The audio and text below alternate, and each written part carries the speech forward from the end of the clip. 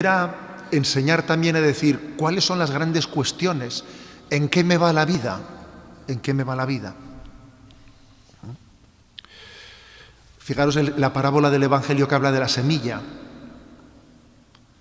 El gran problema de la semilla es el terreno en el que cae. Hay un terreno que tiene hambre y sed, hay otros terrenos que no tienen hambre, ¿eh? Y darle de comer a alguien que no te abre la boca es complicado, ¿eh? Eso lo saben las madres, ¿eh? Que yo me acuerdo que muchas veces, ¿no?, pues te decía tu madre, a ver, ponte al lado de la pequeña, a ver, y dale de comer. Y empezabas así a jugar a los aviones con la cucharilla, a veces se despistaba, se abría la boca y le metías la cucharilla.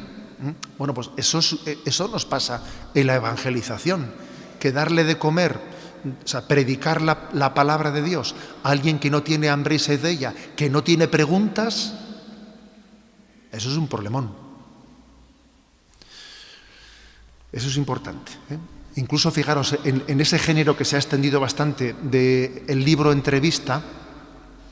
En el género del libro entrevista muchas veces se dice que es importantísimo quién haga las preguntas. Es importantísimo.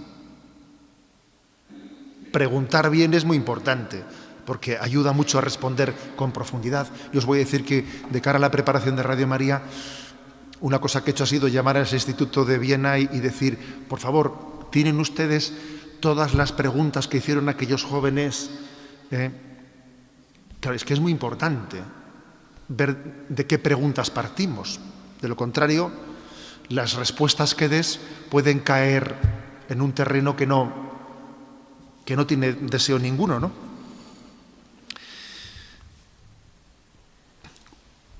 Un caso paradigmático a este respecto, el del joven rico. Hay dos versiones del texto del joven rico, una que es la de Lucas y Marcos, que son la misma, y otra de Mateo. La versión de Lucas y Marcos del joven rico dice: Maestro bueno, ¿qué tengo que hacer para conseguir la vida eterna? ¿Por qué me llamas bueno si solo Dios es bueno?, le dice Jesús, de alguna manera insinuándole que sin darse cuenta está ante Dios. Pero la otra versión, que es la que nos interesa, la de Mateo, dice: Maestro, ¿qué tengo que hacer de bueno para conseguir la vida eterna? Y Jesús le responde: ¿por qué me preguntas acerca de lo bueno? Uno solo es el bueno. La versión de Mateo es muy interesante, porque el joven pregunta: ¿qué tengo que hacer de bueno?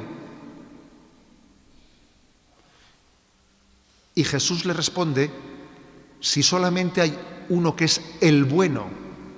Es decir, el joven le pregunta qué cosas, y Jesús le responde quién es bueno, que es distinto.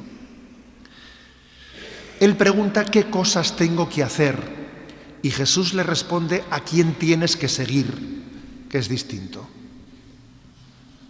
O sea, Jesús le responde a lo que pregunta, pero al mismo tiempo le abre los horizontes de su vida. Yo, por ejemplo, me suelo dar cuenta de esto en la explicación del catecismo. Ahora, en este momento en que se terminó el catecismo en la radio, estamos en unas semanas ahora, hasta que comience el Yucat, en la que se está repitiendo parte de lo que estuvo grabado antes, que son los mandamientos, y yo suelo intervenir a última hora con las preguntas en directo, ¿no? Bueno, ¿yo qué es lo que compruebo?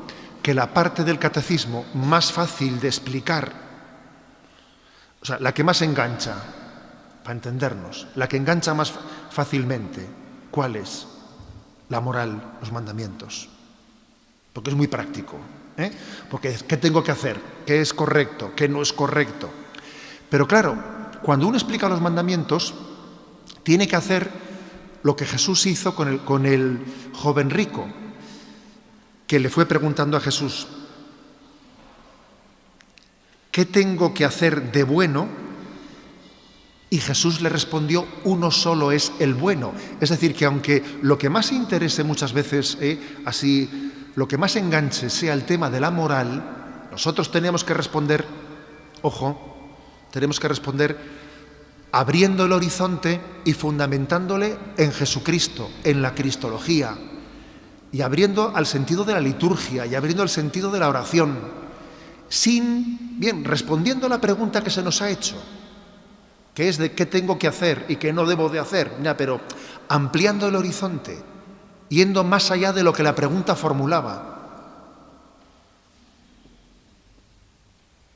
Esto es importante, ¿no? Si alguien pregunta, y esto es, por ejemplo, ¿no? ¿Y se puede decir una mentira piadosa o esto o lo otro? Preguntas de este estilo, ¿no? Que son las más recurrentes muchas veces.